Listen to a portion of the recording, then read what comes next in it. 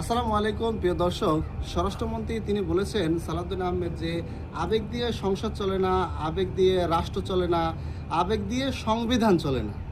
আচ্ছা, আপনি আবেগ দিয়ে যদি নাই চলে, আচ্ছা এই আবেগের কারণেই আজকে আপনি স্বরাষ্ট্রমন্ত্রী, এই আবেগের কারণেই আজকে আপনি ক্ষমতায় গিয়েছেন, এই আবেগের কারণেই আপনি সংসদে গিয়েছেন। আপনি মানেন আর না মানেন তা কেন? আজকে সেই রাজাকারের বাচ্চা গালি দেওয়ার কারণেই বাংলাদেশের প্রত্যেকটা মানুষের হৃদয় লেগেছিল, প্রত্যেকটা মানুষের হৃদয় লেগেছিল যে রাজাকারের বাচ্চা। সেই আবেগের কারণেই সবাই রাজপথে নেমেছিল এবং 24-এর গণঅভ্যুত্থান করেছিল এই বাংলাদেশের মানুষ।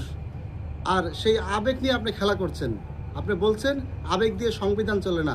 সংবিধান বাংলাদেশের জনগণ যেটা বলবে সেটাই সংবিধান। বাংলাদেশের জনগণ যেটা বলবে সেটাই সংবিধান।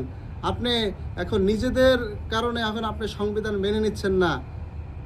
হা ভোট জয়যুক্ত হয়েছে, এখন তার কারণে আপনারা এত কিছু ছিনিমিনি খেলতেছেন।